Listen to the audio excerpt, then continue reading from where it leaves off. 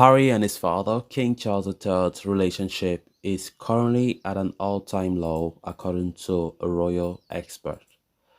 On Palace Confidential, royal expert Richard Kay says he thinks the king is convinced that problems with his son and daughter-in-law will ease and that the king will be very reluctant to force an issue. Charles and Harry's relationship is reportedly infinitely worse than it was prior to his coronation on May 6. Daily Mail's editor-at-large revealed on the latest episode of Palace Confidential that the king is taking a leaf out of his mother's book by remaining silent regarding whatever those two say.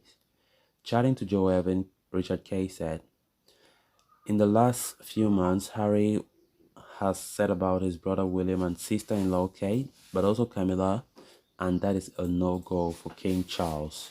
Kay went on to say that Charles would have been deeply upset that his beloved son could attack his own wife. In the prince's book Spare, he described his stepmother as dangerous and a villain who left bodies in the street in order to change the public's ill perception of her. Harry said, "I have complex feelings about getting a step-parent who I thought had recently sacrificed me on a personal PR altar." The royal editor spoke on the high tensions between father and son. He said, "Charles seems to be adopting the Queen's strategy of doing nothing and letting time heal the wounds. I think he's convinced that over time, things will be resolved. He will be very reluctant to force an issue now. He will be reluctant to take the titles away. I fear that this means is, in the short term, there will be more bad news for him down the line."